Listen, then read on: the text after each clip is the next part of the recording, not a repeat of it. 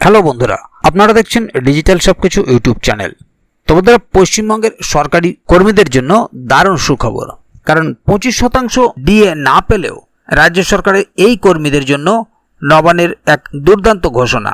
এবারে জুলাই মাসে দুবার বেতন পাবেন পশ্চিমবঙ্গের এই সরকারি কর্মীরা। তবে এই বেতন তারা কিভাবে পাবেন বা কেন পাবেন, পুরো বিষয়টি নিয়ে ভিডিওর মধ্যে আলোচনা করব। তাই কোন কোন ধরনের কর্মীরা এই টাকা পেতে পারেন তা অবশ্যই ভিডিওর মধ্যে আলোচনা করব। সে কারণে ভিডিওটিকে খুব মনোযোগ সহকারে প্রথম থেকে শেষ অবধি পুরোটাই দেখবেন, কোথাও স্কিপ না করে, যাতে করে কোনো জায়গায় বুঝতে আপনাদের কোনো প্রকারের অসুবিধা না হয়। এছাড়াও আপনি যদি আমাদের চ্যানেলে প্রথমবার হয়ে থাকেন তাহলে অবশ্যই চ্যানেলটিকে সাবস্ক্রাইব করে বেল আইকনটি প্রেস করে অল নোটিফিকেশনে ক্লিক করে দেবেন, যাতে করে আমাদের চ্যানেলে যখনই কোনো নতুন ভিডিও আপলোড হবে তা সরাসরি আপনাদের কাছে পৌঁছে যায়। তো চলুন দেখে নেওয়া যাক এখানে বিষয়টি ঠিক কী বলা হচ্ছে। এখানে দেখুন, একটি আর্টিকেল প্রকাশিত হয়েছে। জুলাই মাসে দুবার বেতন পাবেন পশ্চিমবঙ্গের সরকারি কর্মীরা। এই কর্মীদের জন্য নবান্নের দুর্দান্ত ঘোষণা। গত 27 জুন পশ্চিমবঙ্গের রাজ্য সরকারি কর্মীরা 25% বকেয়া ডিএ পাবেন এবং আজ 30 জুন থেকে বেতন পাবেন, এমনটাই কথা ছিল আদালতের নির্দেশিকা অনুসারে।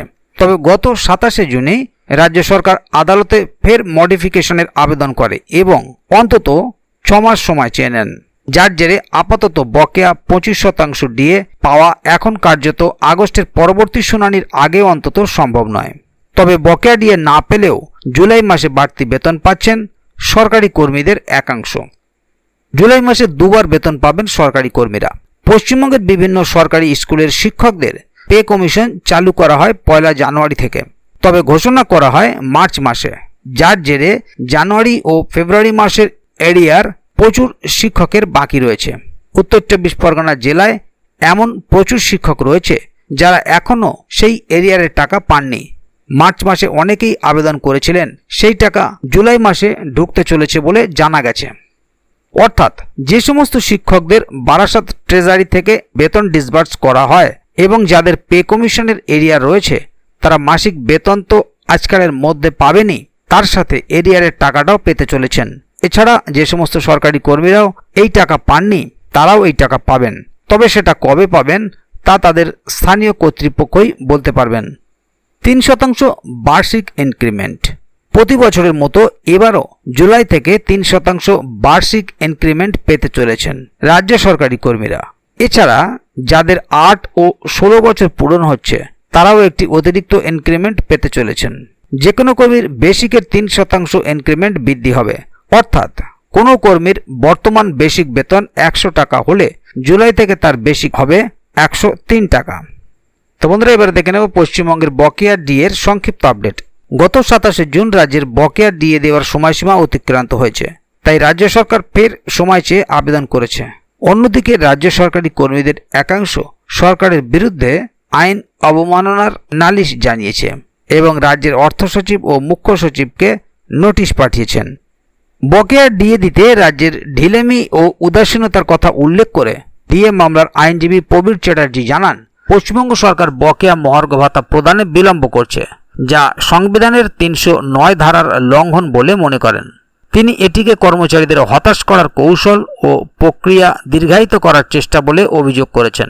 তিনি আরও বলেন, পঞ্চম পে কমিশন ও রোপা 2009-এর 25% ডিএ এখন অপ্রাসঙ্গিক। রোপা 2019 ও 2022-এর নির্দেশিকাই বর্তমানে কার্যকর। রাজ্য সরকার পে কমিশনের সুপারিশকে ঐচ্ছিক বলে দায় এড়ানোর চেষ্টা করছে। তাহলে বন্ধুরা, বুঝতেই পারছেন এখানে মূলত বিষয়টি ঠিক কি বলা হলো। এই জুলাই মাসে দুবার বেতন পাবেন বিভিন্ন সরকারি স্কুলের শিক্ষকরা, এই টাকাটা পাবেন কারণ এই সমস্ত শিক্ষকদের পে কমিশন চালু করা হয় 1 জানুয়ারি থেকে এবং ঘোষণা করা হয় মার্চ মাসে, যার ফলে জানুয়ারি এবং ফেব্রুয়ারি মাসে এরিয়ার প্রচুর শিক্ষকের বাকি রয়েছে এবং সেগুলোই তারা এই জুলাই মাসে একসঙ্গে পাবেন। তবে বন্ধুরা, এই বিষয়ে যদি আগামী দিনে আরও নতুন কোনো আপডেট আসে তাহলে অবশ্যই আপনাদেরকে এই চ্যানেলের মাধ্যমে জানিয়ে দেওয়া হবে। সেই কারণে চ্যানেলটিকে সাবস্ক্রাইব করে অবশ্যই চ্যানেলের সঙ্গে থাকবেন, যাতে করে এই বিষয়ে আগামী দিনে আরও নতুন কোনো আপডেট আসলে তা সরাসরি আপনাদের কাছে পৌঁছে যায়। তো বন্ধুরা, আজকের গুরুত্বপূর্ণ ভিডিও আপডেটটি এখানেই শেষ করছি।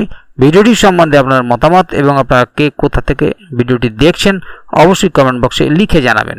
ভিডিওটি ভালো লাগলে অবশ্যই একটি লাইক দেবেন এবং বন্ধুদের জানার সুবিধার্থে ভিডিওটিকে শেয়ার করবেন যাতে তারাও বিষয়টি সম্বন্ধে জানতে পারে। ভিডিওটি শেষ পর্যন্ত দেখার জন্য অসংখ্য ধন্যবাদ। আবার দেখা হবে আগামী ভিডিওতে। ততক্ষণ পর্যন্ত ভালো থাকুন, সুস্থ থাকুন। ধন্যবাদ।